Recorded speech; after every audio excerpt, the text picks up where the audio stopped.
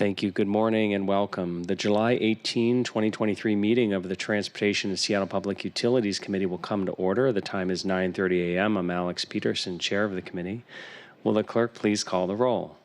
Councilmember Herbold. Councilmember Morales. Here. Councilmember Sawant. Councilmember Strauss. Present. Chair Peterson. Present. 3 present. Thank you, and I know we'll be joined by the other council members soon. Colleagues, if there's no objection, today's proposed agenda will be adopted. Hearing no objection, the agenda is adopted.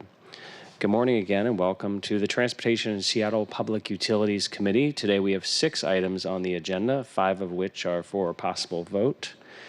First on our agenda, we have Council Bill 120614, which authorizes SDOT to accept various grants for projects and programs that have already been considered by the City Council in the past.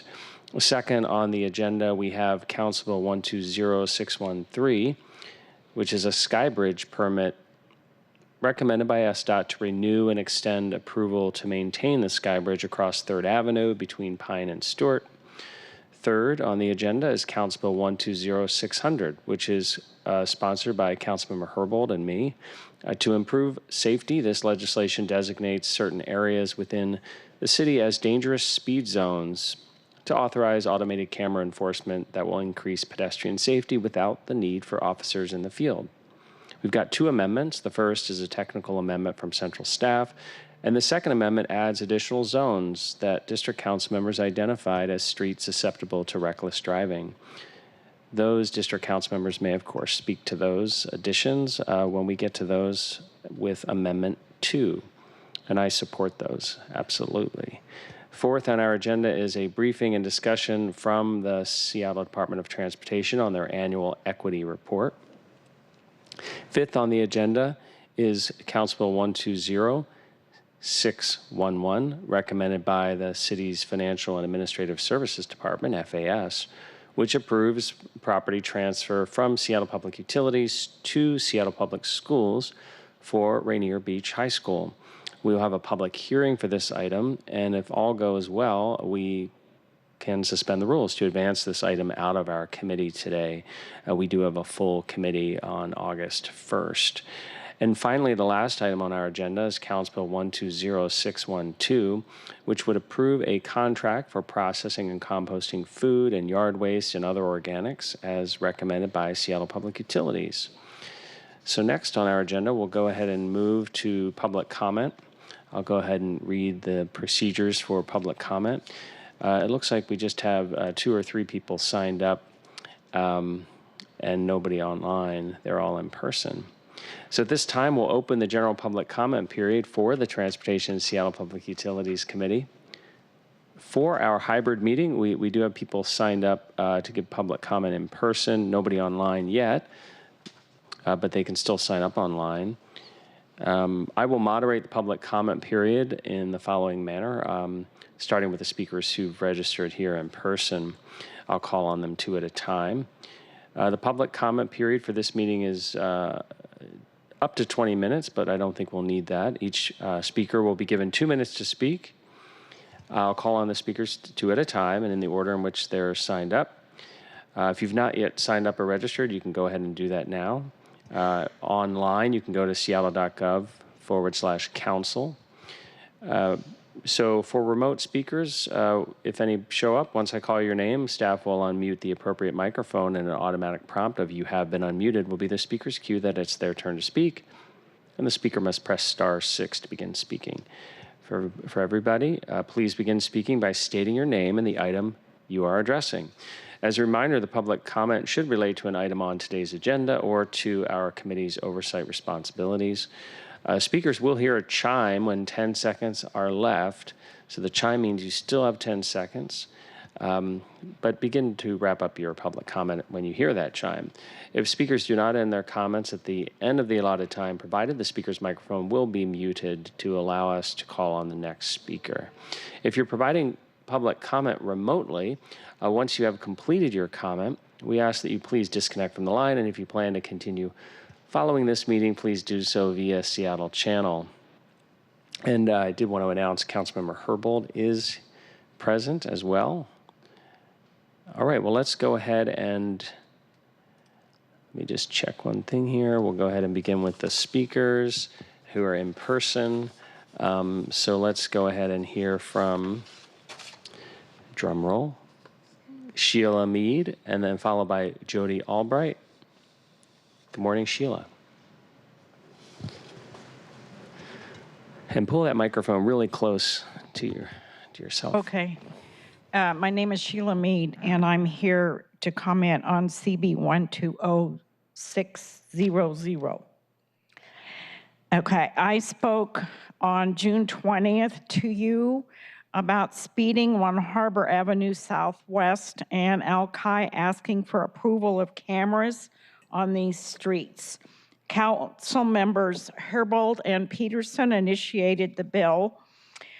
I'm a member of a neighborhood group who live on these streets. From June 24th to July the 1st, I called the police daily. The calls at times were up to 10 times a day. I called after I kept a tally of up to 40 cars speeding at times. This would happen mostly on Friday, Saturday, Sunday. I was told to call with each incident. I felt uncomfortable doing this as I realized the police are limited as to what they could do. This council is who could put a stop to this very unsafe practice of speeding. On July the 1st to the 7th, I wrote daily emails to each of the 10 council members of my experiences living on Harbor Avenue and driving Alki. This was an effort to encourage the passage of this proposed bill. Before and after the speed bumps, the street allows for racing. The noise pollution of the fast cars is not pleasant. The noise and speeding go together. Of course, the nightly speeding and noise continue. Our group is deeply affected by the happenings of June the 16th, with the speeder running a driver into the water. I hope cameras and speed bumps can be installed by August the 1st. This has gone on long enough. There has been no accountability by this. Okay. Thank you. And you can also, thank you for writing to us. So we are familiar with that, and thank you for being here today. Hi, I'm Jody Albright, and I'm also speaking at 120600. I belong to the same grassroots community group who came together over the unsafe practices that we're seeing on an hourly, daily basis on Alki, especially in the summer months. The recently installed speed humps are helpful, but they're not enough. They only slow racers on a portion of this roadway, and Sunday's accident that has left an innocent driver fighting for her life at Harborview after being hit and thrown into the water by a car reportedly going in excess of 90 miles an hour is evidence of this. Unfortunately, the speeding behavior is not unusual, and more action is needed to increase safety immediately, every day and night along Alki and Harbor Avenue. Between the speed humps on Harbor and the business district of Alki, we see and hear high-speed cars and motorcycles driving at excessive speeds. In the last 2 months along this stretch of road, a speeding car has knocked down a light pole. 2 cars parked along Alki were totaled by speeding cars crashing into them. A family had a near miss from a speeding car passing another car at a crosswalk while they were trying to cross, and motorcycles racing and doing wheelies on the road, the bike trail, and even the narrow pedestrian walkway. Can you imagine if the light pole or the cars had been people, or if the pedestrians had been unable to get out of the way of the motorcycles on the walkways? It's getting very dangerous to enjoy the Alki area. We need your help to protect the lives of the residents, the visiting families, and the thousands of tourists who come to visit Alki. We need immediate action to implement additional safety measures on Alki. This includes enforcement of our current laws, speeding and sound ordinances, immediate actions of speed humps to slow down the speeding cars, and finally the cameras to enable prosecutions of violations. I cannot think of a more compelling reason than Sunday's tragic accident at the 1300 block of Alki. For the Transportation and Seattle Public Utilities hearing to approve agenda item number 3. Thank you. Thank you. Next, we have Andrew Kitty?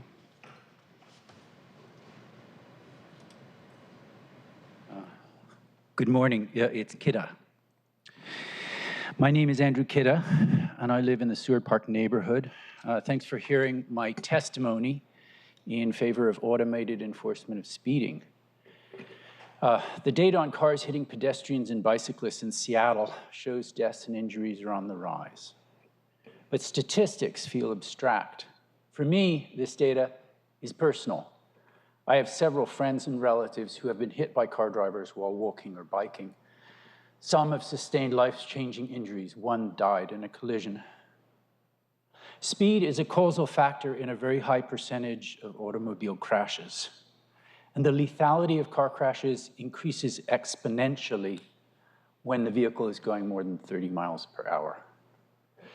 The data on using automated enforcement of speed cameras is clear. When speed cameras are installed, they reduce general traffic speed and prevent collisions. To choose to not implement speed cameras is to choose to allow preventable injuries and deaths to continue. Speed cameras are generally not popular, and concerns about government surveillance and equitable implementation are legitimate. These issues, however, can be addressed in how the program is designed. In addition, this program should not be designed as a revenue generator hitting up people going 5 to 10 miles per hour over the speed limit. It should target reckless driving. Finally, the concern that drivers might get caught driving recklessly is not legitimate. As elected leaders, I urge you to make the right vote instead of the popular one. Please implement a well-designed speed camera program in the city of Seattle. Thank you. Thank you very much. And just checking online here, colleagues, it appears that there are no speakers signed up online. And so we'll go ahead and conclude the public comment period. Thanks to everybody who showed up today. Okay. Let's go ahead and get to the first item out of the 6 items today. Will the clerk please read the short title of the first agenda item into the record? Agenda Item 1, Council Bill 120614, an ordinance relating to grant funds from non-city sources, authorizing the heads of various departments to accept specified grants and execute related agreements for and on behalf of the city, for briefing, discussion, and possible vote. Thank you. Today we have the Seattle Department of Transportation here to walk us through this ordinance, accepting a handful of various grants. All right, good morning. Chris Godwin. Good morning, Council Member. For the record, I'm Chris Godwin, Finance Manager for the Seattle Department of Transportation. Today we're going to go through what should be a fairly quick presentation about accepting some grant awards. Go to the next slide, please. We always like to start our presentations at SDOT with a brief statement of our vision, mission, values, and goals. Seattle is a thriving, equitable community powered by dependable transportation. We're on a mission to deliver a transportation system that provides safe and affordable access to places and opportunities. And our core values are always equity, safety, mobility, sustainability, livability, and excellence. And under the direction of our director, Spots, we also strive to be responsive, innovative, transparent, and accountable. Next slide, please. So today we're going to be accepting some additional federal grant awards. The origins vary. So the first set of awards are related to the American Rescue Plan Act of 2021, ARPA, funding some preventative maintenance on the Seattle Center monorail and on the streetcars for SDOT. And then in March 23, we were awarded a $2 million federal RAISE grant to help us with curb space management. And then in April 2023, the Puget Sound Regional Council reached out to SDOT and offered to award us federal grant on project from their contingency list. This is an instance where the PSRC recognizes that they're not going to be able to expend the federal awards that they are passing on quickly enough, and looks for opportunities to award additional grant funds to departments or jurisdictions that can spend them speedily. It's a common practice. And based upon that conversation, we confirmed readiness and that we were able to accept and award 1.1 million in additional funding from the PSRC. Next slide, please. All right, some statements about the projects that will receive funding. The first one is the Seattle Center monorail. They'll be receiving some of the ARPA funding to fund preventative maintenance and revenue recovery funds for monorail operations that stemmed from COVID-19. We will also be receiving some funding for the Seattle streetcar First Hill line and the South Lake Union line. And again, it's just operations activities for the streetcar. The expected outcomes include mitigating operating funding deficits caused by COVID-19 pandemic. And this allows the Seattle streetcar, both of them, to continue to provide frequent, reliable, and equitable service to transit riders in the city of Seattle. Skipping to the second item on this one, because bundled it with the First Hill streetcar line. We received, as I mentioned before, a $2 million raise grant to improve how we manage our curb space for commercial vehicles in specific, piloting a digital permit and some additional innovative technology. And we'll be using this over the next 18 months to pilot a program to see if we can advance this under a grant two, onto phase two, sorry. Next slide. And then on this last slide, this covers those contingency awards where the PSRC was looking to move some of its awards around to make sure they expended it quickly. We will be receiving an additional $1.1 million to support intelligent transportation system investments in the 80th Street and 85th Street corridor. This will allow us to upgrade and install signals and leading pedestrian intervals to support movement and improve safety for all travel modes to and through North Seattle. And address a mobility gap and improve access to housing, employment opportunities, and other daily destinations. We will also be using a portion of that to support Pioneer Square Historic Area Restoration Phase 1. This is in order to help us shore up some areaways in Pioneer Square Historic District that need some attention because they're crumbling and could become a safety hazard.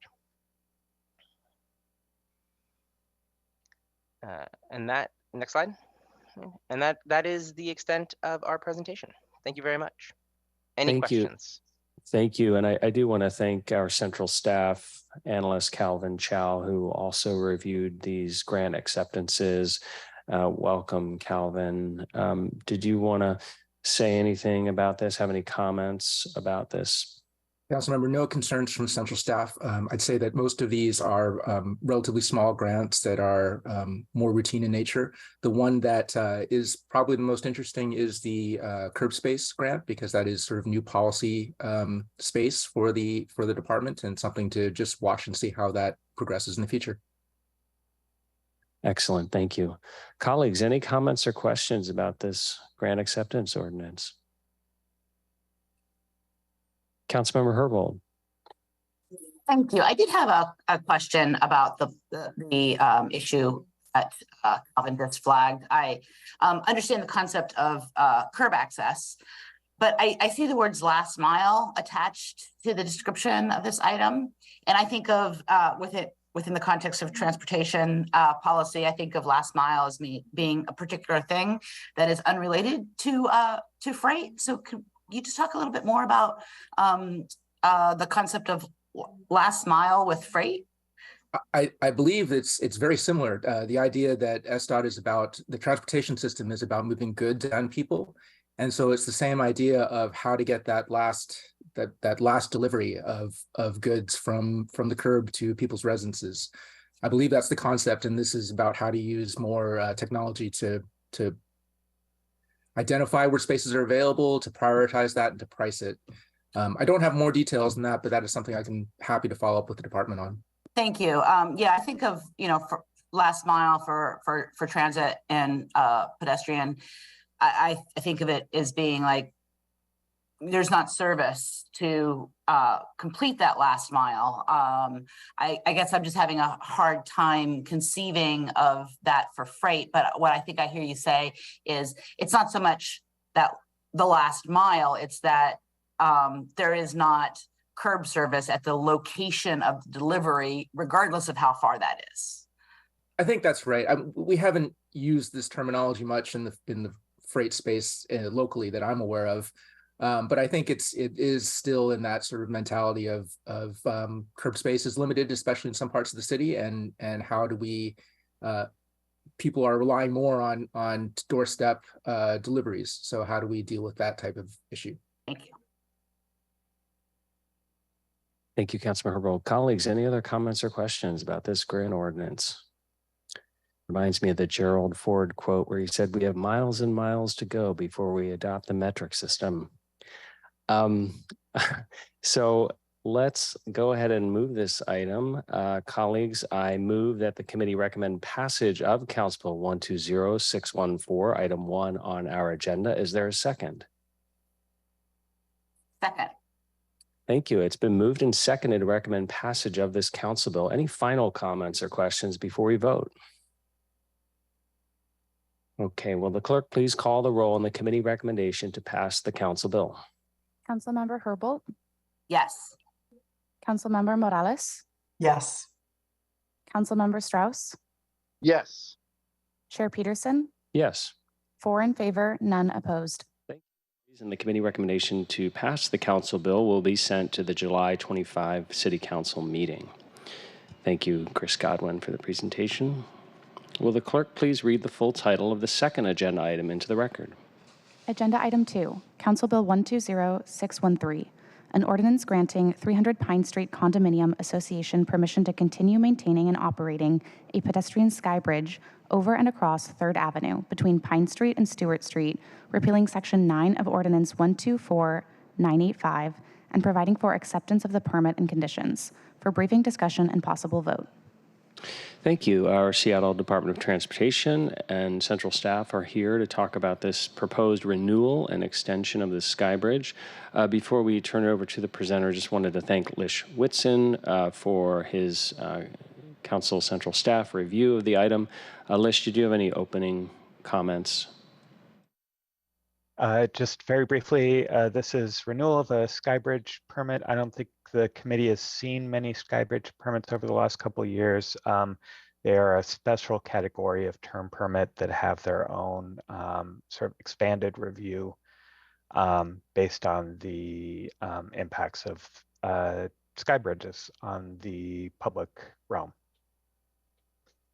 Thank you. Well, welcome, Amy Gray of SDOT. Good morning. Good morning, council members. Thank you for the opportunity. I am presenting Council Bill 120613, seeking permission for 300 Pine Street Condominium Association to continue maintaining and operating a pedestrian skybridge over 3rd Avenue between Pine Street and Stewart Street. This skybridge provides a pedestrian connection between the parking garage located at 1601 3rd Avenue and the retail office building located at 300 Pine Street. The skybridge was originally permitted in 1960 to Allied Stores, otherwise known as the Bon Marché. And Bon Marché was acquired by Macy's. In 2016, council passed Ordinance 124985, re-permitting the skybridge for a potential of up to 30 years. The Pine Street Condominium Association acquired the property after Macy's moved out of the building, and SDOT recommends approval. Next slide, please. 300 Pine Street Condo Association applied to renew the permit for the second term as granted under the ordinance. At the time of these renewals, SDOT reviews the request to ensure that the use is consistent with the original permission granted by council and that no other uses have been added. The new renewal will be for 20 years, and the council bill details all the conditions of the permit, including fees, insurance obligations, indemnification, updates the bond, and maintenance obligations. It also requires the applicant to submit a conditions report every 2 years. It's submitted to SDOT that details the condition of the skybridge, any causes of concern, timeline for repairs, and SDOT staff review these. And if there's things that are of concern to them, they follow up directly with the applicant and work with them to make sure that the skybridge remains safe and the pedestrian and street below remain safe. Next slide, please. Here, so some east and west orientation views within the skybridge. Next slide, please. This shows the general location of the skybridge in the heart of downtown. Next slide, please. 300 Pine Street Condominium Association is seeking to renew this permit for the 20 years, and if approved, will continue maintaining and operating the pedestrian skybridge. If the ordinance is approved, the permit will be renewed for up to 2043. And that is it. And I'm happy to answer any questions you may have. Thank you very much. We really appreciate SDOT's thorough review of these. I seem to recall, Amy, you went out there and took those photos. So appreciate that in-person due diligence there, and also mentioning the periodic review of the physical condition of these sky bridges. So colleagues, any comments or questions before we move to a vote on basically extending this existing sky bridge authorization? All right, and Lish, did you want to add anything after the presentation? No, thank you. Okay, all right. Colleagues, any comments or questions? All right. Colleagues, I now move that the committee recommend passage of Council Bill 120613, item 2 on our agenda. Is there a second? Second. Thank you. It's been moved and seconded to recommend passage of the Council bill. Are there any final comments or questions before we vote? Okay, will the clerk please call the roll on the committee recommendation to pass the Council bill? Councilmember Herbold, Yes. Councilmember Morales, Yes. Councilmember Strauss, Yes. Chair Peterson, Yes. 4 in favor, none opposed. Thank you. The motion carries, and the committee recommendation to pass the Council bill will be sent to the July 25th City Council meeting. Thank you, Amy Gray and SDOT and Lish. Thank you. All right, will the clerk please read the short title of the third agenda item into the record? Agenda item 3, Council Bill 120600, an ordinance establishing additional uses for automated traffic safety cameras and designating restricted racing zones. For briefing, discussion, and possible vote. Colleagues, as you know, Council Bill 120600 designates certain zones within the city as dangerous speed zones and authorizes the use of automated enforcement to curb the reckless driving that occurs there, so we improve safety. I want to thank everybody who emailed us in support of the resolution, everybody who's provided public comment, come down to City Hall. We've heard from people across the city, including West Seattle, and of course, active residents in my own District 4 in Northeast Seattle who've tirelessly advocated for safety measures to be implemented along Sandpoint Way as well. And grateful to everybody who shared their story to help make our community safer. Automated camera enforcement is an elegant enforcement elixir that discourages reckless driving, increases pedestrian safety, and reduces the need for face-to-face interactions between drivers and the police. So I'm hoping we can act swiftly to implement this additional enforcement tool to curb careless car collisions and prevent injury and death. We do have 2 amendments today. And I know co-sponsor Councilmember Herbold may have additional comments here. Let me just describe these amendments quickly. The first is a technical amendment from central staff to adopt more consistent language for our Seattle Municipal Code. And Amendment 2 designates additional dangerous speed zones to our initial list, thanks to the input from concerned district council members. They can speak to those additions when we get to Amendment 2. So let's just check in with central staff. Calvin, Chow, did you want to make any introductory comments before we go into your presentation? I think I'll hold off until I give my presentation. Thank you. Okay, all right. And again, Councilmember Herbold, did you want to have any introductory remarks? What is your preference, Mr. Chair? I could hold them if that's preferred. It's whatever you like, and you can speak twice as well. I'll say a few things. Okay. Really appreciate your partnership in this and agreeing to hear this bill in your committee, in your co-sponsorship. I think, as many in the viewing public know, as District 1 council member, I've been hearing for years from West Seattle residents about dangerous car drag racing along Alki and Harbor Avenue and West Marginal Way. The drag racing on Marginal Way in particular is so intense that you can hear the drag racing all the way up the hill a couple miles away up in Delridge. This is a safety issue. Sound of the speeding is not the main issue. This is really a safety issue. This bill designates racing areas. The point of the bill designating racing areas gives SDOT the authority for automated speed enforcement, makes these specific areas eligible. The implementation of this authority is wholly in SDOT's hands. The legislation itself does not provide the authority. It does not actually make the decision to install cameras, nor does it specifically provide an implementation plan. Needs to be done separately. My objective in moving this bill forward is to remove the hurdle of the council authorization, which is a necessary step, but it's a necessary step that does not need to happen sequentially after SDOT makes decisions and creates implementation plans.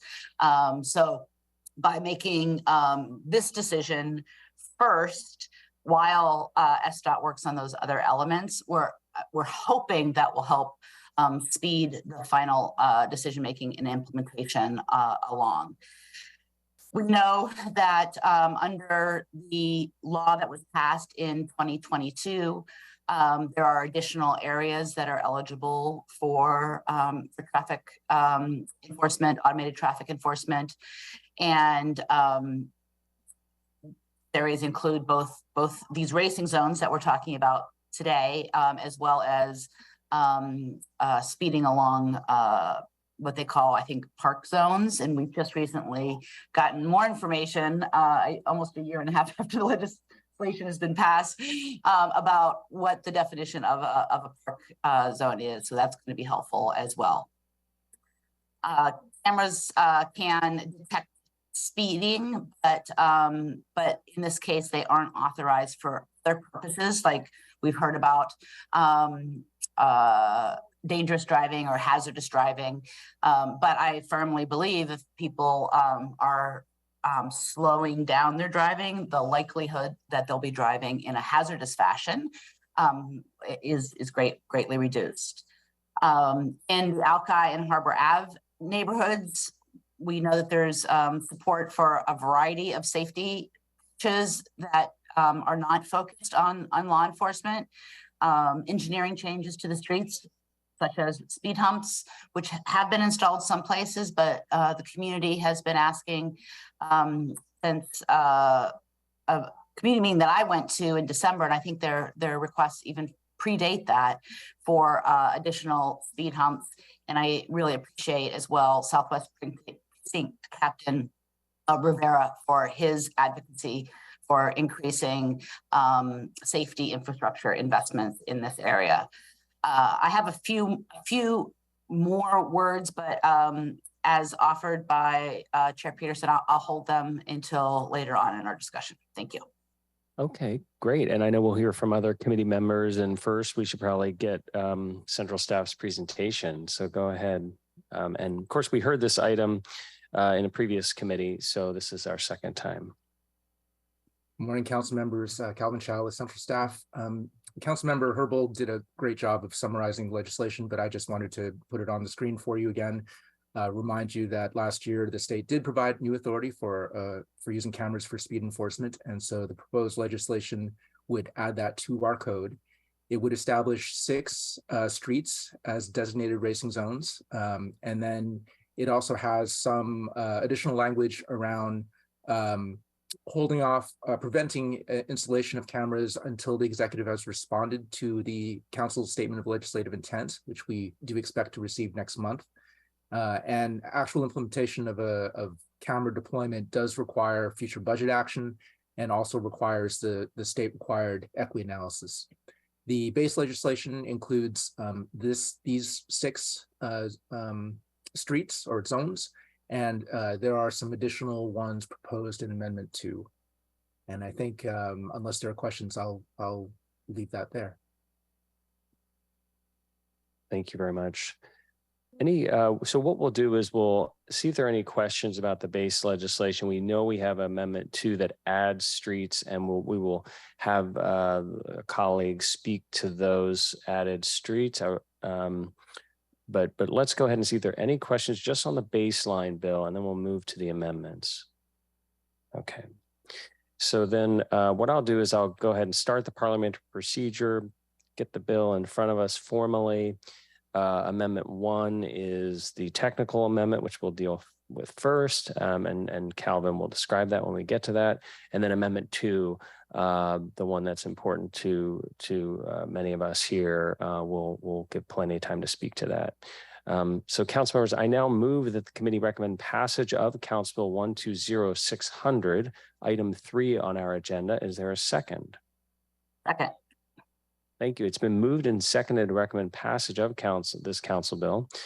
Council members, I now move to amend Council Bill 120-600 as presented on the committee's agenda as item or amendment 1. Is there a second?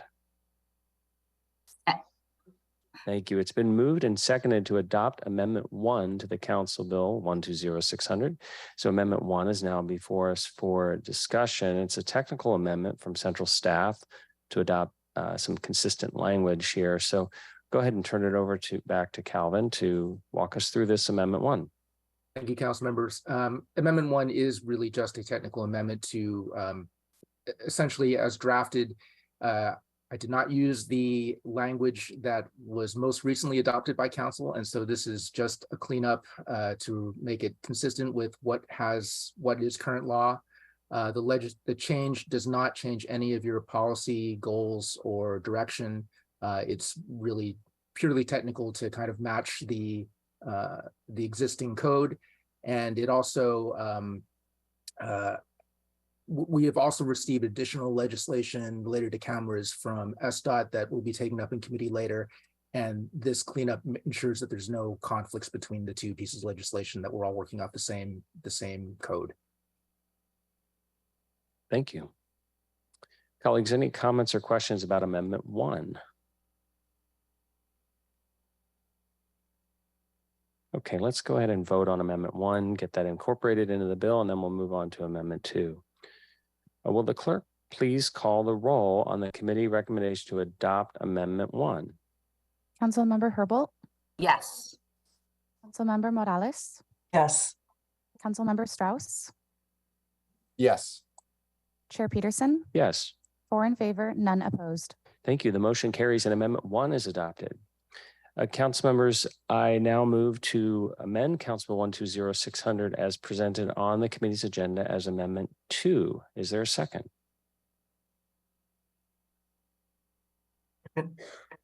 Thank you. It's been moved and seconded to adopt Amendment 2. So Amendment 2 is now before us for discussion.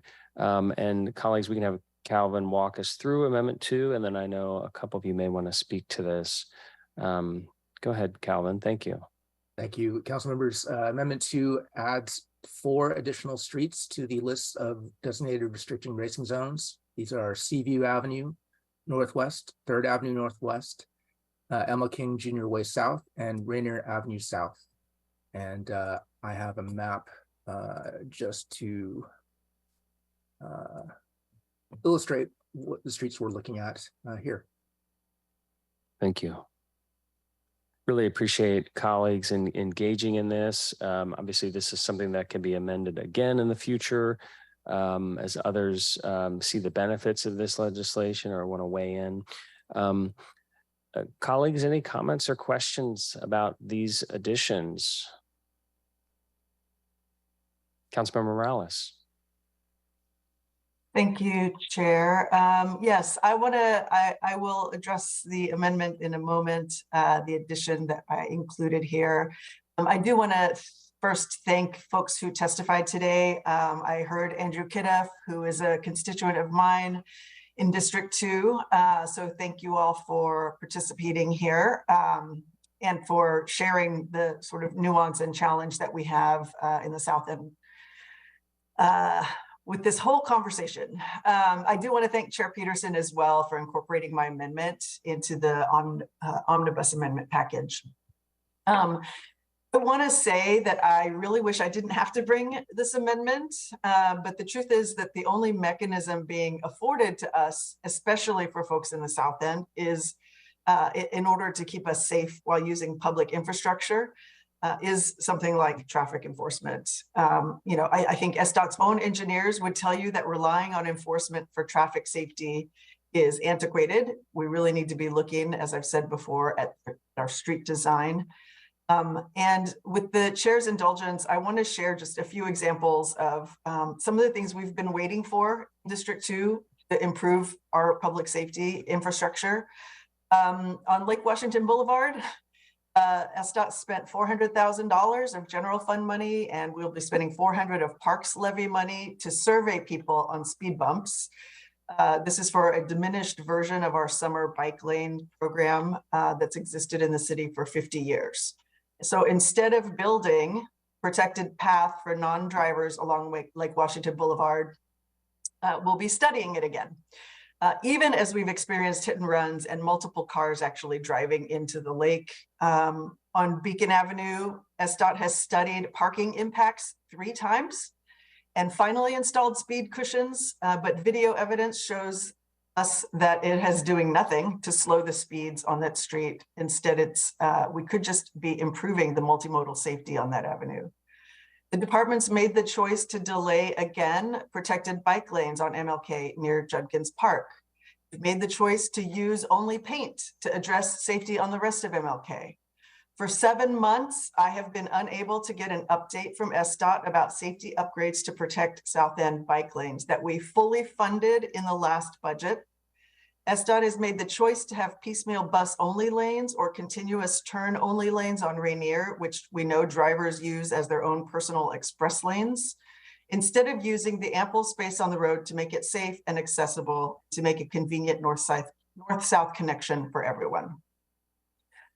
I have to say again, I feel like I've been saying this for years, I don't understand why over and over again the department chooses to delay safety projects in places where people are dying, where collision frequency can be used to set a watch, and where yet another driver, as I mentioned, drove into Lake Washington, and another driver committed a felony hit and run this weekend on the same street. On March 16th, Mamie Mabia Lutumba's 4 children lost their mother forever in another felony hit and run, where the street where she was murdered looks exactly the same as it did before, and detectives have provided no updates to her children about what happened. We should be prioritizing road safety in every decision we make, especially during a national and a local road safety crisis. And that's why I'm here today talking about a traffic enforcement amendment, because we've been boxed into this as the kind of decision that we're allowed to make because of our lack of ambition in making our streets safer for children and their parents and their grandparents and for disabled people. So I'm not exaggerating. We've had on these 2 streets that I've included in this amendment, MLK and Rainier, we've seen combined 270 collisions. That's according to WashDOT's 2022 data. That is 150 more collisions on these 2 streets than the rest of the streets included in this package combined. There have been 11 crashes on Rainier since we first talked about this bill on June 20th. There have been another 6 on MLK, according to WashDOT crash data. And we still have no major meaningful safety upgrades that have been prioritized in the South End. I don't see any urgency to redesign these streets to slow people down or to favor active transportation. MLK and Rainier are monuments to the decades of harm that's been done to the South End. When they were built, they cut through our communities, were used to separate and segregate. They pollute our valley with noise and CO2. Over time, residents in the South End have been fed this idea that these are the streets we deserve, that we need streets like this, even while the city pumps millions of dollars into other neighborhoods to improve safety and improve accessibility and improve transit and improve walkability. So here I am offering a traffic enforcement amendment because that's the only tool we've really been meaningfully offered. And still, my community wants to know, where's the equity analysis? Will tickets be issued on a sliding scale? Why do we need more surveillance, as my constituents commented today? So until we start to prioritize the lives of residents over speed and ease of motor vehicles, until we truly make a concerted effort to redesign our streets, enforcement is what we have. And at the very least, I will say, I'd rather have unbiased cameras capturing license plates than officers using their discretion to pull people over, because we know what consequences that can often have. So I want to thank you again, Chair, for working with me to include these, and I will be supporting the bill. Thank you, Councilmember Morales. Colleagues, any other comments or questions about the amendment? I do want to thank Chair Strauss for also providing input on this, and Councilmember Herbold for recognizing the need to act urgently on this issue rather than just waiting for everything to come at once from SDOT. So thanks for taking that initiative for us. Well, colleagues, let's go ahead and vote on Amendment 2 unless there are any other comments. All right, and we can comment at the end as well here. Will the clerk please call the roll on the committee recommendation to adopt Amendment 2? Councilmember Herbold? Yes. Councilmember Morales? Yes. Councilmember Strauss? Yes. Chair Peterson? Yes. 4 in favor, none opposed. The motion carries and Amendment 2 is adopted. Well, those were our 2 amendments to this bill. Colleagues, any final comments or questions before we move to a vote on the bill as amended? Councilmember Herbold, yes. Thanks so much. I have a few additional comments about the bill itself, but I also do want to take this opportunity to talk about a speeding incident that happened in district last weekend. On Sunday evening, there was a horrific collision on Alki Avenue. Constituents estimated that the car was speeding upwards of 75 miles an hour. The other car was thrown off the road over the trail and into the water and submerged. We're fortunate that no pedestrians or cyclists were hit in this area. There's high pedestrian and cyclist traffic there. One person reported that the vehicle took out nearly 15 cyclists shortly before the crash. The collision demonstrates the clear need for safety approaches, such as not only speed cameras, but also, as mentioned before, actual physical changes to the street, including the speed humps that this community has been requesting for. I believe the request for additional speed humps started last August. During public comment, we heard other examples of near misses for pedestrians. And so just in closing, wanted to highlight a very, very recent example in district. Also, we've heard questions about how the revenue is going to be used. Under state law, 50% of the funds go to the state Cooper Jones Transportation Safety Account. SDOT is planning to bring forward legislation that references this existing requirement. And so that will present an opportunity for a broader conversation about where to designate the additional remaining 50% of funds. And it's important to keep in mind, as we've experienced with automated traffic enforcement, when we dedicate those funds to road safety improvement, we also have to be aware that revenue does tend to go down as drivers adjust. And so that creates some sustainability issues when we want to keep the funds that are being used for things like safe streets around school areas when we want to be able to keep funding those programs and we're using funds associated with camera enforcement. Those dollars have a tendency to go down. We know that bill addresses other concerns raised about traffic enforcement generally and camera enforcement specifically. Want to uplift greenways and whose streets are streets issues that they have consistently and doggedly raised. And this legislation itself includes an expectation that those concerns will be addressed by SDOT in their work with the Transportation Equity Work Group. And just closing with, for the viewing public, some description of what that work looks like. And it says, the council anticipates that SPD and SDOT will work with the Office of Civil Rights and SDOT's Transportation Equity Work Group in the development of camera enforcement implementation plans to address issues such as mitigating the disproportionate impacts of fines and focus on the highest risk behavior, creating an equitable citywide distribution of cameras, developing a policy to prioritize physical street safety improvements before implementing automated ticketing, and addressing privacy concerns by documenting publicization and strengthening protections around the use of images and data collected by automated enforcement cameras. And though it's not flagged in this particular passage that I just read, I do understand that the policy that SDOT uses once implementing traffic enforcement is a system of warnings for a period of time before tickets. So just wanted to lift that up as well. And again, thank you, Chair Peterson, for hearing this legislation. And thank you to the District 1 residents who have been so helpful in pushing this policy forward. Thank you, Councilmember Herbold. Calvin, please. Thank you, council members.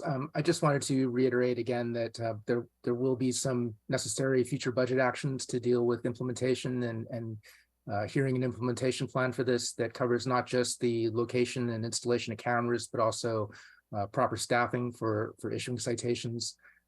So this body of work will have to come back to council probably a couple more times. Thank you. Councilmember Strauss. Thank you, Chair. And I just also want to thank you. I wanted to just speak once rather than speak to the amendment and speak to the underlying bill. I want to thank you for including 3rd Avenue and Seaview Avenue. I've heard in this committee quite a lot of talk about Alki and Harbor Avenue, and I can tell you that this occurs out near Golden Gardens as well. Summer places where people enjoy the summer and drive fast is a consistent theme that we've been hearing. And so I really appreciate you adding Seaview Avenue to this list. The residents there have been asking for speed enforcement cameras for quite some time. And I'm glad that we're able to put this forward. It's, not everywhere in our city. I have heard for a desire to have more ticketing. Here is a place, and I really appreciate you helping both myself, my D6 residents, and our city move forward to address speeding in places where people live, play, stroll, and roll. So appreciate you, Chair, and thank you for adding my additions to your amendment. Thank you, Councilmember Strauss. So really appreciate all the engagement here. I think this is an example of the City Council working collaboratively, finding a point of unity on an issue. There are lots of different tools that we need here to make this work. The enforcement tool is just one of those tools. And I really appreciate everybody rallying together to get this done. I look forward to teaming up with Councilmember Morales in the upcoming budget discussions so that we can also get those funds for infrastructure safety improvements implemented. I do want to appreciate recent changes that have been made at SDOT under the leadership of Director Spots, elevating the traffic engineer to a chief safety officer position, giving that person the responsibility, accountability, and authority so that we can get better results here. All right, colleagues, well, let's go ahead and, if there are no further comments, we'll go ahead and vote on the bill as amended. Will the clerk please call a roll on the committee recommendation to pass the council bill as amended? Councilmember Herbold, Yes. Councilmember Morales, Yes. Councilmember Strauss, Yes. Chair Peterson, Yes. 4 in favor, none opposed. Thank you. The motion carries and the committee recommendation to pass the council bill will be sent to the July 25th City Council meeting. Thank you, everybody. All right, so let's go to the next agenda item 4, and then we have 2 more after that. So will the clerk please read the full title of the 4th agenda item into the record? Agenda item 4, Seattle Department of Transportation Annual Equity Report for briefing and discussion. Thank you. This is an update from our Seattle Department of Transportation on their annual report on equity. So let's go ahead and turn it over to SDOT. Good morning. Good morning. Good morning, council members. I'm Greg Spotts, SDOT Director. Very happy to be here this morning, and it's exciting to see the committee focusing on sort of the nexus between street safety and equity, and that's something I'm very, very passionate about. You know, when I was pursuing this job opportunity, I was really very impressed with the way that SDOT had pulled together a transportation equity work group, which had then created a transportation equity framework. And I thought that framework was really a best practice across large city DOTs in this country. And it made me very excited about the job.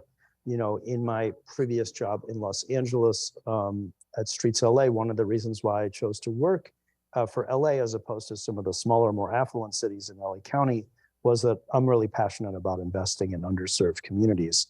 And when I came before this committee, you know, for confirmation last summer, I said that, you know, I'm going to focus my tenure on safety and on investing in underserved communities by co-creating projects with those communities.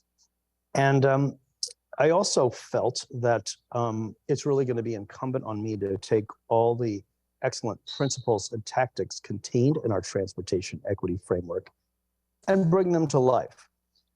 Make it so that the way we actually design and construct projects centers equity.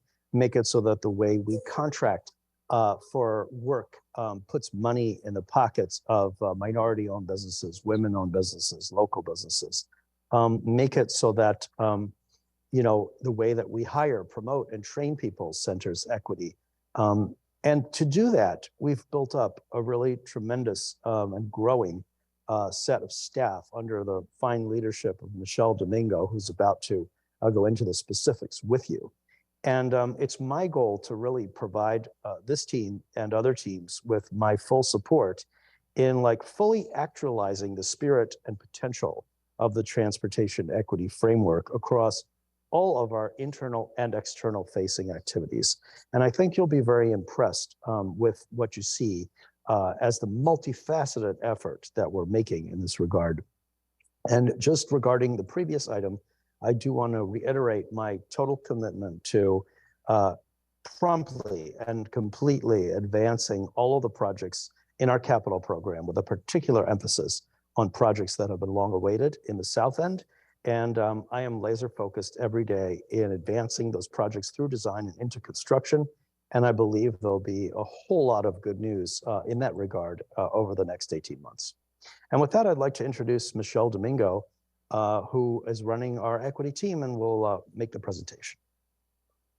Thank you so much, Director Spotts. What a wonderful introduction. Thank you. Hey. So, here we are. Hello, and thank you, Council, for inviting us to speak with you today about the great work SDOT is doing around equity, race, and social justice. My name is Michelle Domingo. I use she, her pronouns, and I am the Director of the Office Equity and Economic Inclusion. And I also serve as the Equal Employment Opportunity Officer, or EEO officer. This past year has seen additional growth in our race and social justice work at SDOT, where we continue to expand our practice work of equity internally and externally, or what we like to say, everyone's work is equity work. We are very excited to share with you today the work of our department that we have achieved in the past year in shifting our SDOT organizational culture to practice equity in all the work that we do. So we will have time for questions, thoughts, and responses at the end. So we kindly ask, when you have a thought or a question, that you please take pen and paper and jot it down, and we will have time at the end to discuss. Thank you for giving us the entire time today to get through all of the presentation materials as we have prepared for you thoroughly today. Next slide, please. Okay, so you can see here the slide that my colleague Chris Godwin presented earlier, and you can see that equity is one of our core values and goals. So the SDOT Office of Equity and Economic Inclusion team is presenting to Council today on the equity and racial social justice work this past year. This annual equity report to Council is a required deliverable to the Office of Civil Rights. The report out also serves as a pulse check on where we are with equity as a value and goal of SDOT. Finally, it gives us an opportunity to celebrate the equity work at SDOT. Next slide, please. Okay, so we wanted to do a little bit of grounding in the presentation. So we are visual communicators here in our team, and this diagram shows the difference between equality versus equity. So the diagram on the left, everyone gets the same amount of resources, regardless if it's needed or right for them. Where on the right, equity differentiates that everyone gets what they actually need, understanding the barriers, circumstances, and conditions of that person's situation. For the next slide is another visual representation, please. There we go. Since we're multimodal, we chose a diagram of cyclists, of equality versus equity. So on the top, you see equality is the measure of sameness. Each of those people get the same type of bike. Equity at the bottom, however, is a measure of fair treatment, opportunities and outcomes across race, gender, class, and other dynamics. This distinction is important. We are told that to be fair, we must treat everyone the same or equal. However, when we recognize the legacy of institutionalized and structural racism, we understand that differing people and communities need different resources, which is equity. In order to be equitable, we provide specific, unique resources that will support people and their communities, getting their basic needs met and reaching their full potential. And the most important part, sameness is not always same as fairness if the oppressed group remains disadvantaged. So I hope that's helping for a little grounding of how we do our work. Next slide, please. Okay, so here you see OEI, the Office of Equity and Economic Inclusion, uses this diagram of the umbrella to show how equity is an overarching value and goal at SDOT. To further solidify our commitment to equity, SDOT has our office, OEI, to support the entire department in the areas of race and social justice, transportation equity, WIMBY, Equal Employment Opportunity, or EEO, and Title VI. The Office of Equity and Economic Inclusion is responsible for leading the strategic vision and leadership in the planning, promotion, and advancement of equity and diversity, and leads SDOT to measurable improvements. OEI promotes and upholds equity at SDOT through internal advocacy, through our partnerships with the SDOT RSGI Change Team, employee resource groups, and the Transportation Equity Work Group. We are located in the newly formed Division of Equity and Communications Office, or ECO. This last year, 2022 through 2023, our office has continued to grow, hiring 3 new equity positions and partnering with SDOT Finance and Administration and SDOT Sound Transit for matrix equity positions. Those are very new positions and we're excited about those. Next slide, please. Okay, so we have a slide here of our equity professional development SDOT of how we promote and practice and support the organizational change of to practice equity. So there are a number of equity professional development opportunities at SDOT. We do require a minimum of 2.0 RSGI credit hours, which is tied to our annual A3 performance goals as a deliverable. We also offer 6 learning modules called the Brave Spaces, Safe Spaces, open to all SDOT staff, which teaches them the foundational knowledge of equity and are available to experience again on Cornerstone. Our employee resource groups, or ERGs, also grew this past 2 years to a total of 6 ergs to support and create space, offer a chance to network and socialize, work on professional development, and to raise awareness of relevant issues. We also increased our training offerings of EEO, Title VI, and WIMBY to all of SDOT staff. And so now we will hear from Salma Siddiq, our OEEI staffer, and her title is SDOT Compliance Manager. Salma? Thank you, Michelle. Good morning, everyone. Thank you so much for taking the time to listen to our presentation. As Michelle mentioned, my name is Salma Siddiq. I use she, her pronouns, and I'm SDOT's Compliance Manager. I'm very excited to tell you more about Equal Employment Opportunity, or EEO, Title VI, and Contracting Equity / WIMBY, how they function within SDOT and the city overall. Next slide, please. This diagram illustrates the differences and similarities between EEO and Title VI. It also serves as a reminder that our workplace is our inside community, while the external work we do is for the outside community, and that both are equally important and interrelated. Next slide, please. Working on our inside community and being intentional and strategic with trainings and internal audits has been our priority for the last 2 years. We have a new EEO policy statement, a new EEO coordinator. We are working on a new EEO plan, and we have shared resources on how the EEO complaint processes within SDOT work with our staff. We continue to collaborate internally with SDOT staff, executive leadership, our change team, and other employee resource groups. We want to give a special shout out to our internal HR team for their support and collaboration in the EEO work. This work is important because our workforce equity and workplace safety ensure we are better able to retain the amazing talent that we have within SDOT. Next slide, please.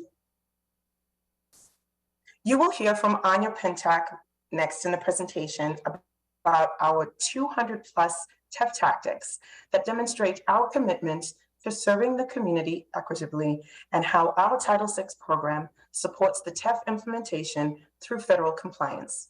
Title VI states that no person in the United States shall, on the grounds of race, color, or national origin, be excluded from participation in, be denied the benefits of, or be subjected to discrimination under any program or activity. Our Title VI work ensures regular coordination and collaboration between SDOT and the Office for Civil Rights. Next slide, please.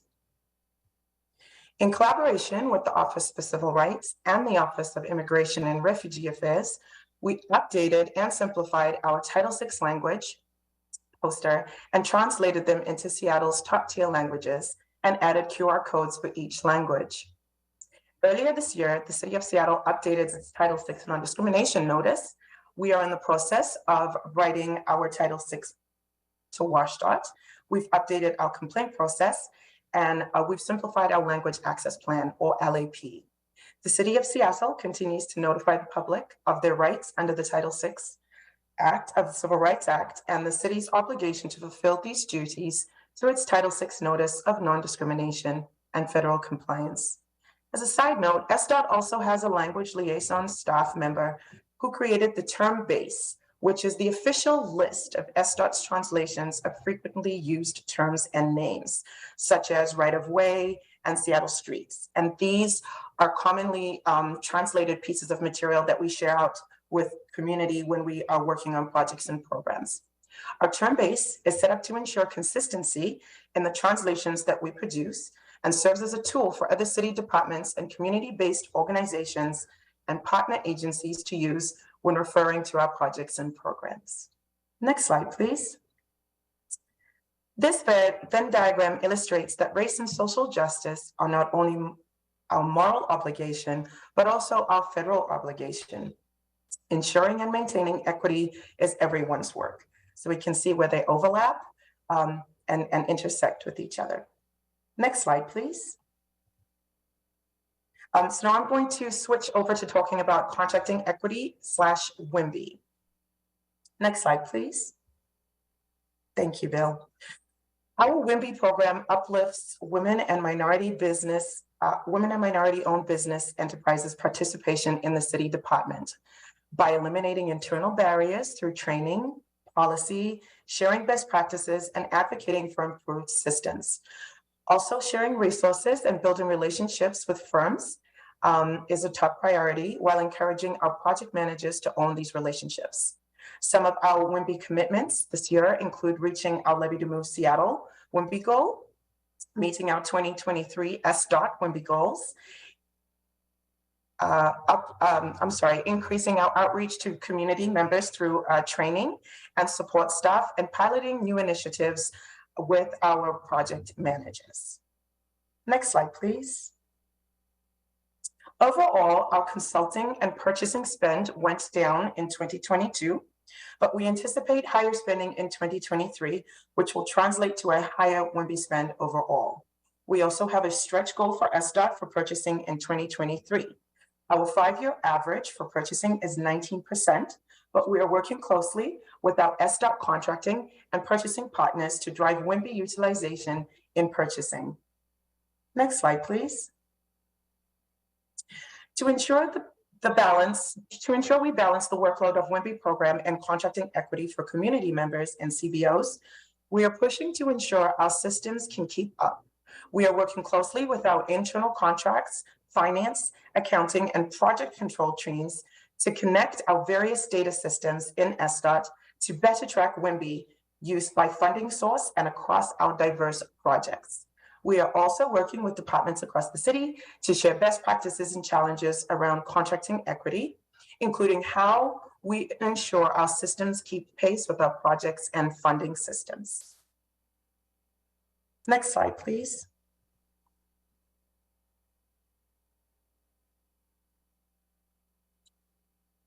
Oh, I'm sorry, can we go back, Bill, one more? I apologize.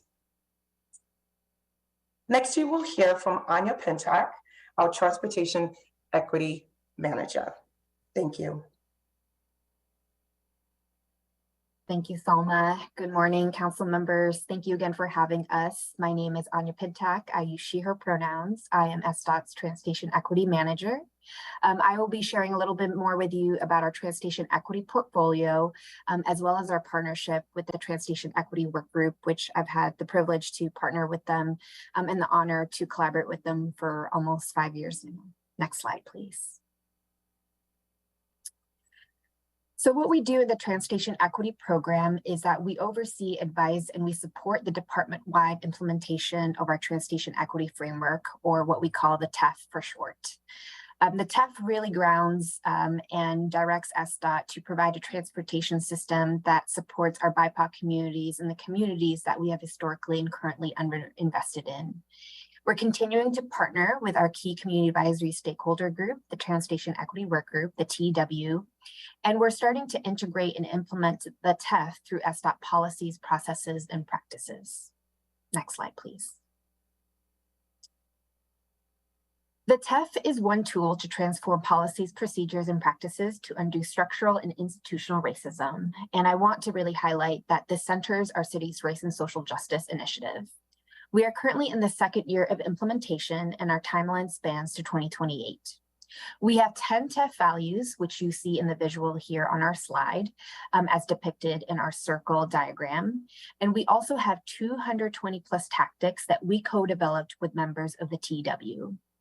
Each of these TEF values have definitions that were developed by the TEW members, and part of our roles in OEI is to guide SDOT staff to center the definition of these values and to ground the TEF when doing equity work in their respective portfolios. If you haven't done so yet, I encourage council members to please look at the definition of each of these 10 values, because these are principles that our department uses when we center equity. In terms of the 220 plus tactics, they range in different categories from advocacy, policy, program, project, to tactics that are more cultural changes for our department, such as our internal processes and best practices. Implementation in our department is about integrating these tactics into each respective SDOT division goals, practice, and work plans so that we as a department can better serve our communities that we have historically and currently underinvested in. Next slide, please. A little bit more about the implementation of the TEF. I'd like to really emphasize that this is a department-wide lift. This is not just our work in OEI or transportation equity, and our practice is to promote collaboration and partnerships across our areas of services, as we like to call them, within SDOT to implement the TEF. I mentioned earlier, we started implementing the TEF in 2022, and key SDOT initiatives and portfolios have started implementing the TEF into their work. One example is the Seattle Transportation Plan, the STP, and I want to give a shout out to our policy and planning team who are leading the development process of the STP and our frequent collaborators of our office. Specifically for the TEF, the STP team has identified equity as one of our key priority goals and building on the excellent work of the TEW and TEF. The plan is advancing several dozens of the TEF tactics. One of the ways that the STP have done this is through their STP public engagement strategy, which implements and integrates several of the TEF tactics under the value of community engagement. There are so many other examples from other SDOT teams in TEF implementation. I wish I had more time. And I'd like to give a big kudos as well to all the SDOT staff who are continuously pushing themselves to integrate the TEF. Next slide, please. With the TEW, this is a continued collaboration and partnership. We are continuing to collaborate with the TEW in implementation of the TEF tactics. The group is continuing as a community advisory group in SDOT and specifically within our office, which is something that the community members have advocated for. The TEW is currently serving as community stewards of the TEF.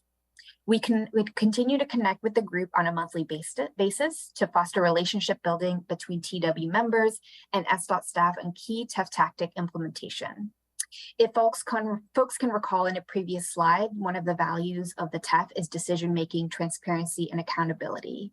And one of the ways we do this is through trust building and our relational work with the TEW. We turn to the TEW to identify annually key priority items they'd like to focus on in connection with TEF tactic implementation. In 2023, the group has been engaging with SDOT on the Seattle Transportation Plan, transportation justice topics, and emergent topics, including climate action. Thank you, council members. And with that, I would like to pass it to my colleague, RSGI advisor, Barbie Danielle DiCarlo. Thank you, Anya. Aloha and good morning. I'm Barbie Danielle DiCarlo, and I serve as the Race and Social Justice Initiative Strategic Advisor for SDOT. I'd like to say first that we are so excited about the RSGI work we do at SDOT. We're taking a holistic approach, and it has been very exciting. We've been building incredible relationships in our work and really taking the work at the pace of trust. And so I would just like to thank everyone who's been involved in our work and who has supported our work up till now. Our change team is passionate and committed about the Race and Social Justice Initiative, and RSGI focuses on how to energize and do the equity work and how we are in relationship with each other. So a little bit about how our team is organized. Go ahead to the next slide, please. Thank you. So the RSGI Change Team offers members the opportunity to specialize in committee service in 5 focused areas to deepen connection and commitment to SDOT's values.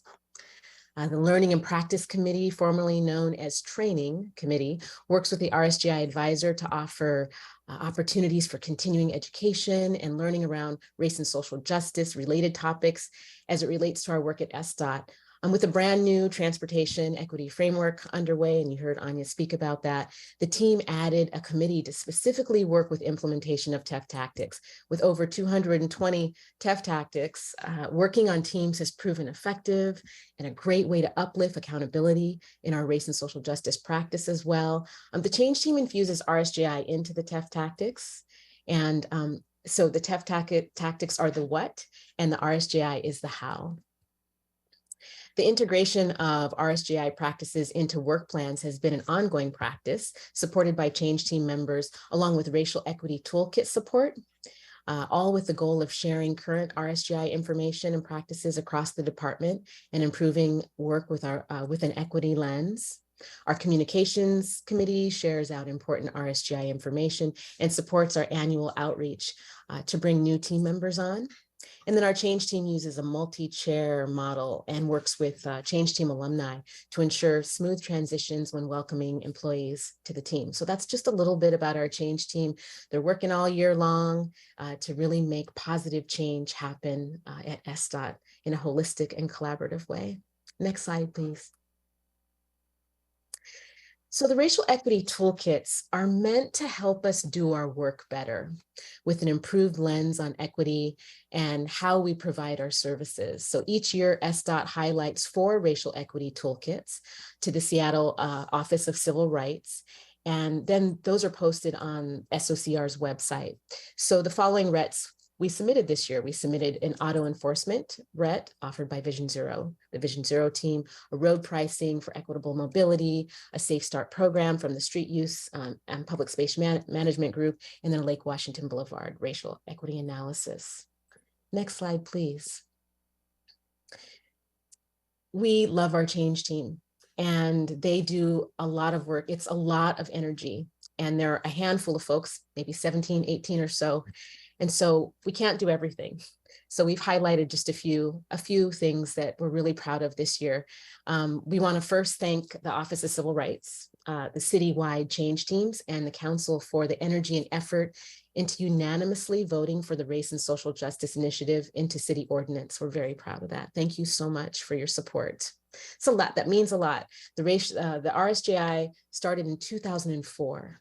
So it's a lot of work and it's a long time. So well done. SDOT Change Team puts their energy in many areas across the department. So here are a few highlights.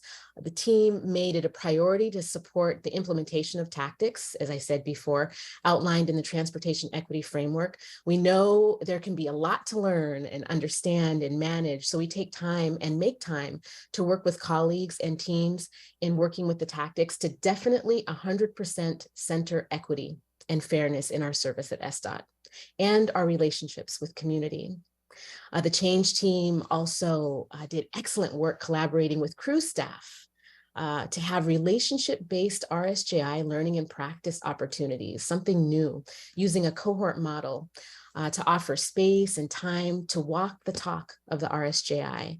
This is a new way of offering RSJI at SDOT, and it has received excellent feedback, especially from the people who are engaging in it, the crew folks.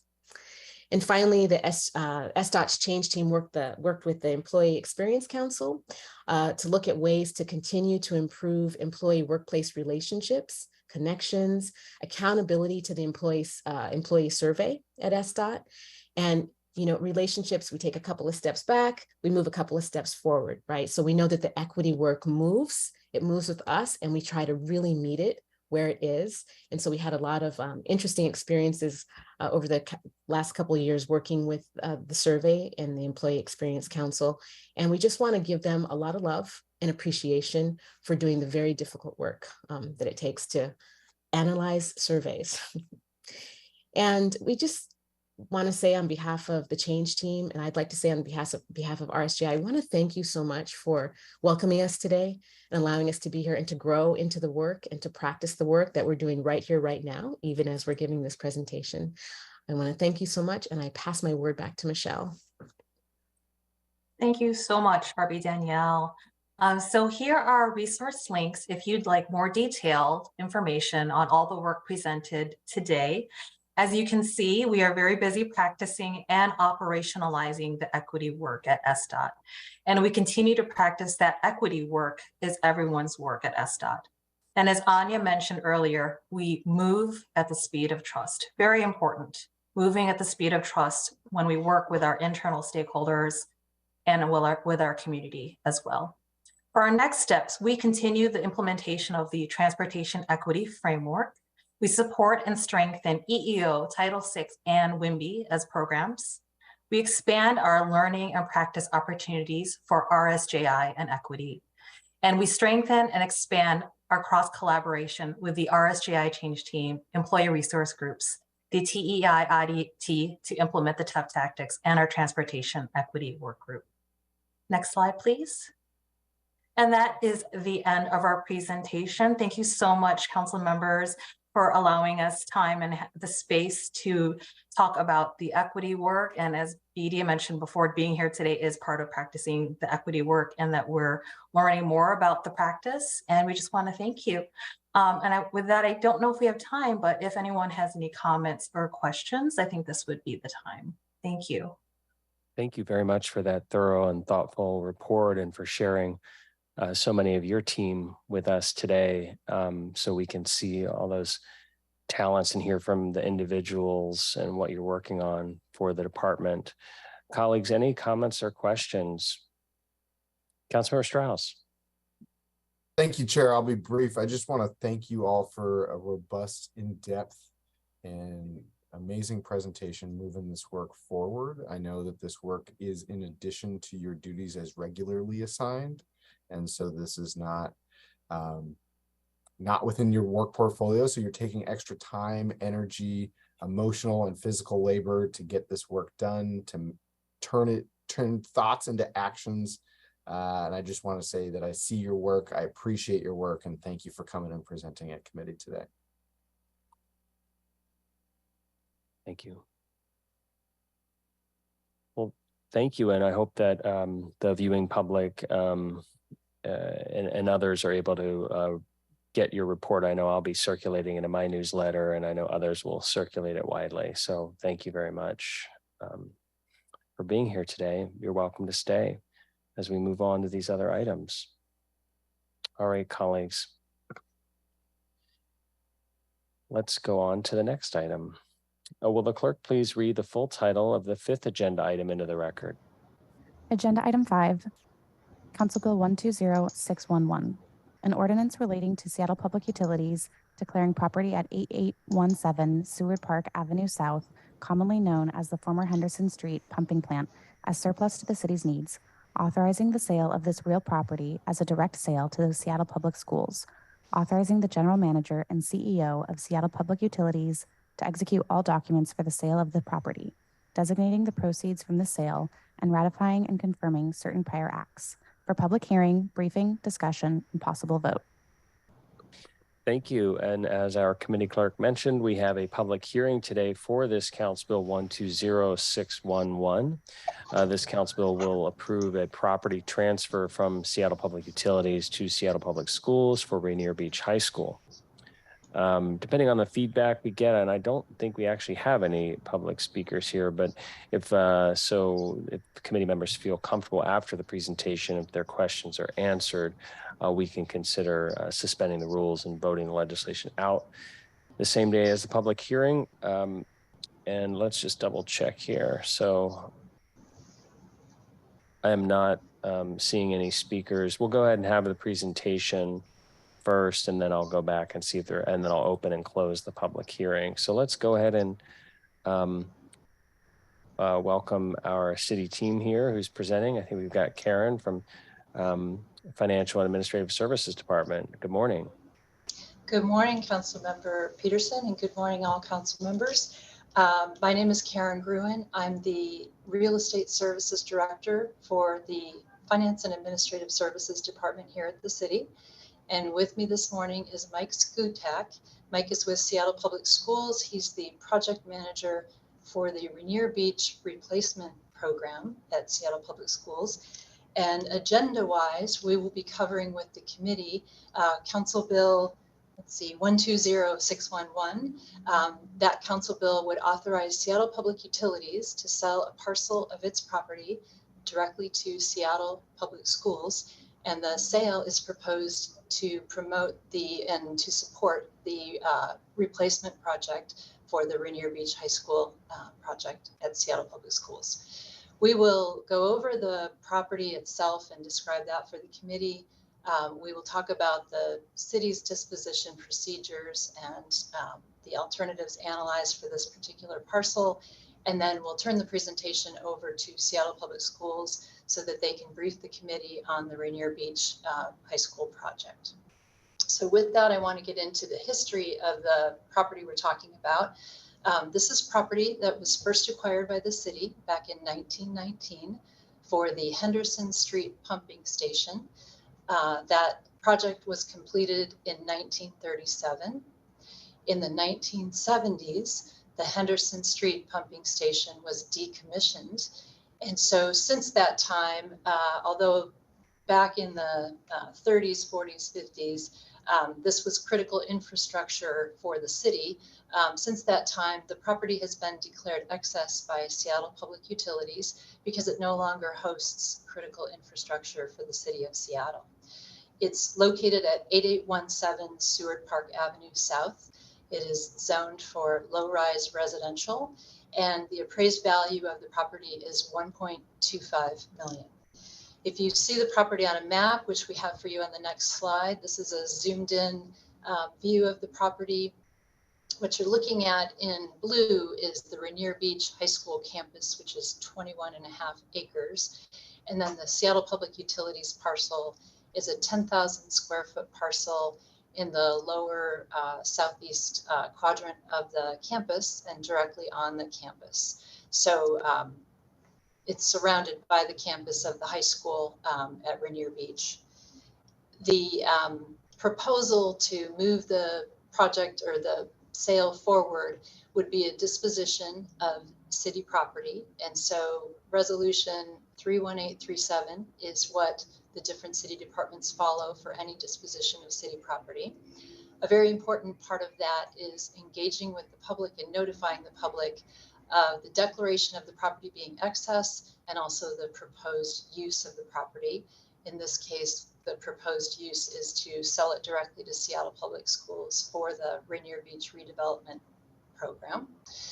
FAS worked with the Department of Neighborhoods Southeast Engagement Coordinator to notify 12 key community organizations, some of which are shown on this slide here at the bottom for their logos, in order to get the public to be informed about this project and the proposal. We also translated materials into 7 different languages that were commonly spoken by the community members. And we worked directly with Seattle Public Schools on our notification as well. And on the next slide, you can see we've got a very prominent sign that we posted on the school campus and with the replacement project signage so that everyone could see the declaration of property as well as what the city is proposing to do with the property. Also part of our disposition procedures is to have the city assess whether any parcel that's being recommended for disposition could be developed into affordable housing, as that is a key city priority. Office of Housing for this parcel did assess the parcel and concluded it is not a good candidate for affordable housing development. The factors that led to that conclusion are proximity to the high school, being surrounded by the Rainier Beach campus and parking for the high school. The size of the property and zoning would limit the number of units that could be developed on the property for affordable housing, and the capacity of the property to serve other public policy priorities, namely the redevelopment of the Rainier Beach High School campus. And so we also wanted to brief the committee on the very high level sale terms, and that would be captured in the purchase and sale agreement that requires that the transaction would close on or before October 2nd, 2023. The terms would be at the appraised price of $1.25 million. Seattle Public Schools would pay that to Seattle Public Utilities, and the funds would be deposited in the city's drainage and wastewater fund. Of course, the sale is contingent upon the approval of Seattle Public Schools and of the City of Seattle. On June 7th, the Seattle Public Schools School Board approved the purchase of the property. And so with this council bill, we are submitting to council the recommendation that the City of Seattle approve the sale of the property to Seattle Public Schools. And again, the reason we're here is to support the redevelopment project of the Rainier Beach High School. And so with that, I'm going to turn the presentation over to Mike, who can brief the committee on that important project. Thank you, Karen. Again, my name is Mike Skutak with Seattle Public Schools. I'm a senior project manager for the Capital Projects and Planning Group. And I want to thank you all for inviting me today to have the opportunity here to present. My role is to provide the council members with some background information about the capital project, that will be greatly benefiting from the sale of this property. And that project is the construction of a new 292,000 square foot, 1,600 student capacity Rainier Beach High School, which will replace the existing high school that was constructed in 1960. The total anticipated cost is $276 million. And this is a project that the community has been advocating for a great number of years. And that dream became a reality when levies were passed in 2019 and 2022. Construction of the project will be phased with students occupying the classroom facility in the winter of 2024, and final completion will be in the fall of 2026 when the Performing Arts Center and the landscape and exterior parking features will be completed and activated. Inserted on the slide is a link to a wonderful article by Seattle Times about the project, where the community describes it as the crown jewel of the Rainier Beach community. Seattle Public Schools has been collaborating with the school and community since 2017 about this project, and we've garnered enormous support. Seattle Public Schools has also collaborated with Seattle Public Utilities to purchase the property over the last year or so, and the current design, permitting, and construction effort anticipates the sale of the property to Seattle Public Schools. This slide, the drawing on the left is an aerial view of the completed project located at 8815 Seward Park Avenue. It's 21.5 acres, contains the school, the play fields, and support facilities. The school building is centered, highlighted in white, with the baseball, softball, and auxiliary fields located at above the school to the north. And the football stadium is below the school and it remains in its current location. The SPU property is highlighted in green at the lower right portion of this drawing, and it's located at the corner of Henderson and Seward Park Avenue South. It occupies, as I want to really point out, a very prominent location on the site, and is currently identified as the area. This area is the main pedestrian entryway to the school. The drawing on the right is a more detailed view of the SPU property overlaid onto our current design. And again, I want to point out that this is a very prominent location on the project site and is the main pedestrian entryway to the school. It's important that we own the property, which will allow us to install the landscaping, the sidewalks, fire retention, and the parking facilities as depicted here. In addition to the ownership of the property, ownership of the property will allow us to maintain that area. And keep in mind that the majority of the public only sees the exterior of the school. So something as simple as just keeping the landscape and lawn well maintained demonstrates that we are good stewards of the taxpayer dollars. And lastly, we'll be using this area to connect some utilities into the existing abandoned SPU vault that's located in that area of the site. Negative impacts, if the sale doesn't go through, will not be allowed to construct the landscape, fire retention, and the parking facilities as depicted here. The main pedestrian entry will have to be relocated, resulting in a less desirable and almost certainly a less efficient and harder to maintain site. So with that, I will conclude and I think take any questions if you have them. Thank you very much to FAS, and I know Seattle Public Utilities has been working on this as well, and thank you to the school district for this thorough collaborative presentation on this parcel. Colleagues, I did want to ask if you have any comments or questions. I'll also do the public hearing parliamentary procedure. There is nobody signed up to speak in person or online though. And then Brian Goodnight from Central. Yes. Yes. Hi, thank you, Mr. Chair. I don't have questions. I just want to thank everybody for helping make this happen. As you said, the school is so outdated. It's very exciting in the Rainier Beach neighborhood to know that this project is underway and that the students in the neighborhood will have a really beautiful new school very soon. I know folks are very excited about that. So thank you for working collaboratively to make sure that happens. Thank you, Councilman Morales. Really important to get your approval for this in your district. I wanted to thank Brian Goodnight of City Council Central staff for his memo analyzing this, and wanted to ask Brian Goodnight if he had any comments at this time. I think there was something about the timing we want to be cognizant of. Thank you, Mr. Chair. Yes, so if the committee does choose to take action today, the recommendation from staff is to send the item to the full council agenda on August 8th, rather than either of the next two meetings. And this relates to some of the process steps that are contained within the city's disposition policies.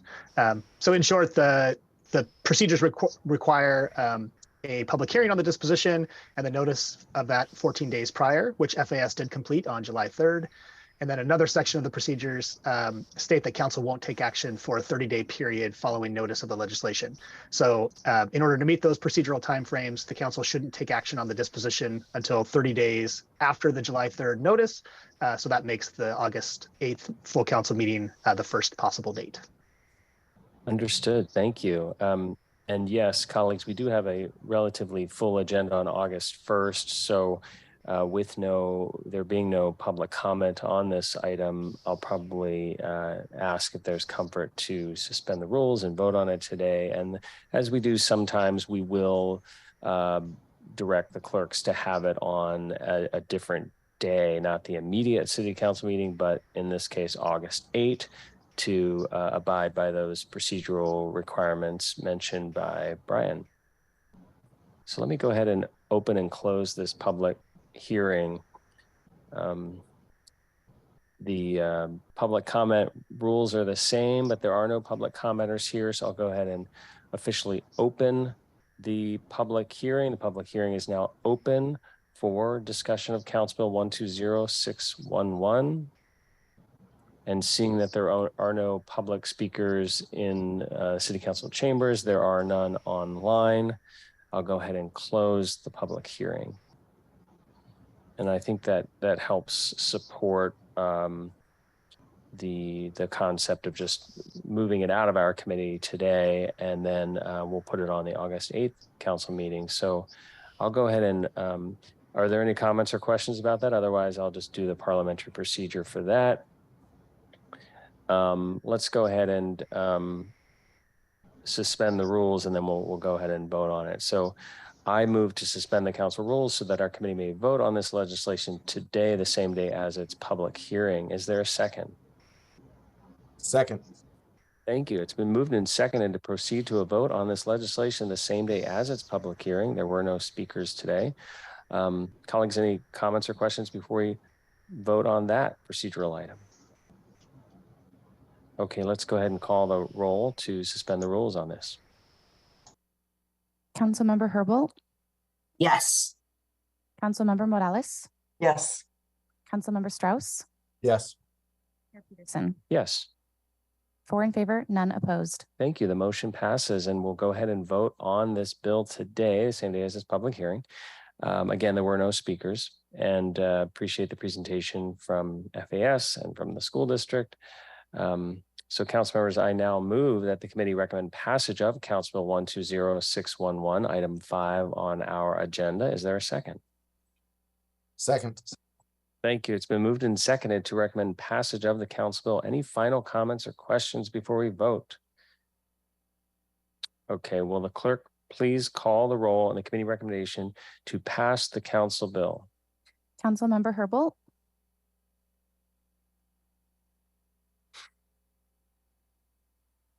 Councilmember Herbold?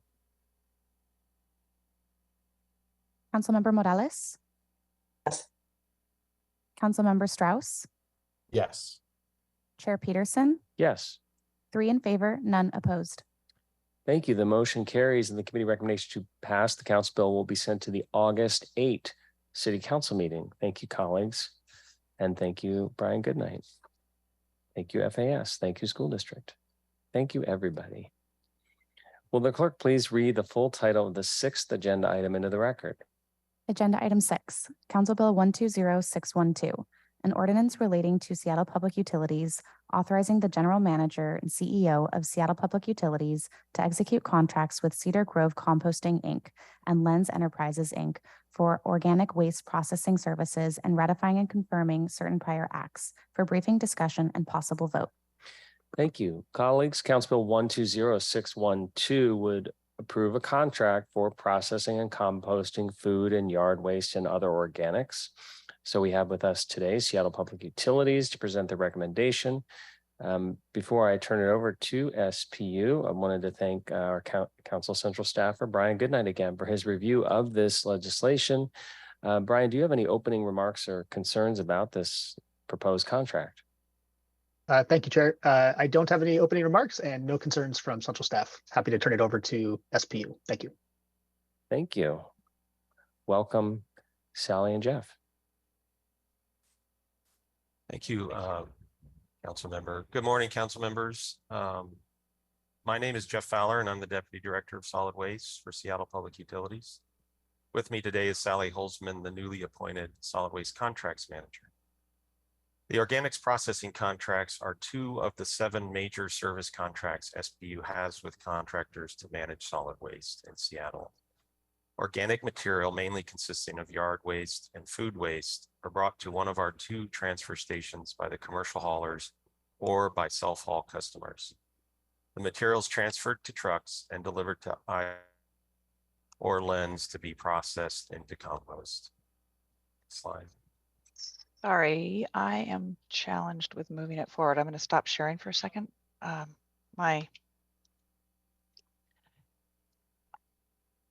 For some reason, it's not forwarding. Okay, I'll try again. This would be a, okay. I gotta, sorry, I have to go back and. That's okay, continue, please. Sort of.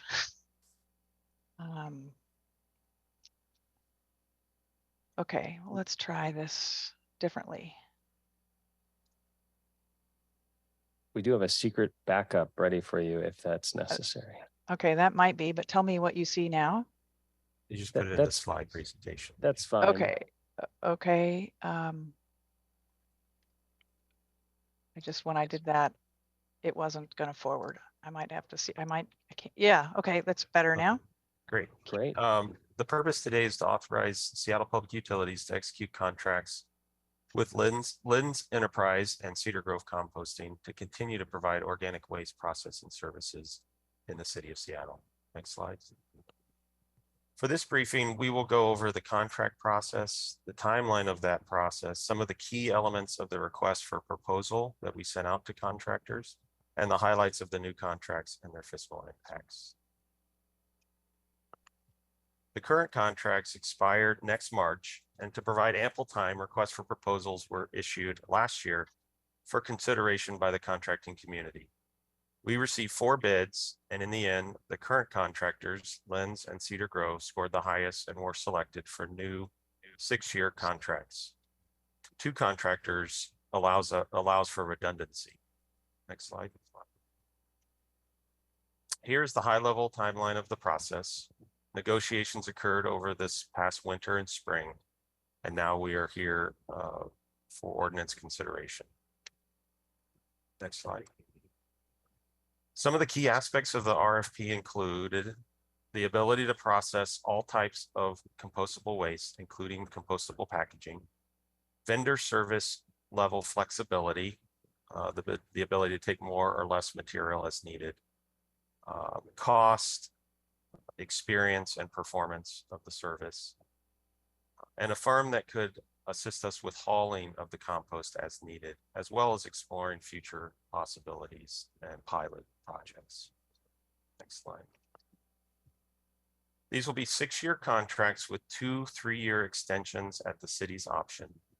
New for this contract is a third-party certification requirement for food service ware, so we can provide clearer purchasing guidance to food service business customers of what is compostable locally. Also, processors will be required to provide us with the test reports submitted to health departments and ecology to help us stay better informed of their operations. Next slide. The new contracts are estimated to cost $5.6 million, which is in line with the $5.5 million assumed in the 23-25 budget. The 6-year contract terms are in line with the $36 million projection included in the recent solid waste rate study. Annual inflation adjustments in this contract are 80% of the CPI, Consumer Price Index, which is the same as the terms in the prior organic contracts. Are there any questions? Thank you. So appreciate the transparency in seeking the best value for ratepayers through the competitive request for proposals process. I know that that's required and expected, and we benefit from that. And even if in this case, it looks like the existing service providers won that competition, and so we'll end up with this similar contract as well, as I understand it from our central staff analysis. So thank you for going through that process. And I understand, could you confirm that based on the internal presentation you provided to me, that the overall rate path that the City Council approved from Seattle Public Utilities, that rate path will not be impacted by this contract? Is that correct? That's correct. Okay, because I know we're very rate sensitive. We want to keep those either those rates as low as possible because they are regressive. So good to know that this contract will not negatively impact rates. Yes, Councilmember Herbold. Thank you. It's not clear to me whether or not in this contract we're talking about the trucks hauling the compost as well from ratepayers' homes. No, this is hauling from our transfer stations potentially. So based on the distance to where Lenz is located, that was true in our last contract too, where they do some of the hauling and then our staff haul to Cedar Grove. Got it. So I'm sorry, it's our trucks that haul to Cedar Grove, not theirs. Right. Correct. And the from the home is just our collectors of, depending on where you live in the city, of ecology or waste management. Right. That's precisely you're queuing into the basis of my question. Our contracts for hauling from home for trucks include requirements for electric vehicles, and if there were any contractor trucks involved here. And it sounds like you're saying it's the city who hauls from Cedar Grove, not the contractor. Just was wondering whether or not there was an opportunity to negotiate green trucks, electric trucks in this contract as well. But it doesn't sound like there are any of their trucks involved. Lenz does do some of the trucking, and they're also a backup to if we had issues with trucking, we have that as a backup, and that was the intent of the contract, is to kind of have redundancy. But yeah, our trucks haul from our transfer stations to Cedar Grove. Okay, thank you. Colleagues, any other comments or questions about this recommendation from SPU to award to these winners? Okay, so because there was, oh yeah, go ahead, Councilmember Strauss. Thanks. Nothing to report here regarding this contract. I just see Sally Holzman on the line, and she has just been so helpful in so many different ways in District 6 and across Seattle when it comes to waste management. I couldn't miss this opportunity to say thank you on the record. Thank you, Councilmember Strauss. Thank you. Thank you. So because there was the competitive request for proposal process, because we are familiar with these two contractors or SPUs, and the contracts are substantially similar to what's already in place because there's no impact on rates. I think this simplifies our decision-making to grant the authorization to move forward here. So I'll be fine voting this authorization out of committee today unless there are any desire by committee members to hear this again on August 1st. Obviously, there's time between now and full council, but just wanted to offer that up. We did have no public speakers about this item either. Okay. Well, with that, we'll go ahead and move the committee recommendation today. Council members, I now move that the committee recommend passage of Council Bill 120612, item 6 on our agenda. Is there a second? Second. Thank you. It's been moved and seconded to recommend passage of this council bill. Any final comments or questions before we move to a vote? All right. Will the clerk please call the roll on the committee recommendation to pass the council bill? Councilmember Herbold. Yes. Councilmember Morales. Yes. Councilmember Strauss. Yes. Chair Peterson. Yes. 4 in favor, none opposed. Thank you. The motion carries and the committee recommendation to pass the council bill will be sent to the July 25 City Council meeting. Thank you to our presenters from SPU and to City Council Central staff, Brian Goodnight, Calvin Chow. So colleagues, this concludes our committee today. The time is 11:26 a.m. The next meeting of the Transportation and Seattle Public Utilities Committee will be Tuesday, August 1st. Thank you, everybody. We are adjourned.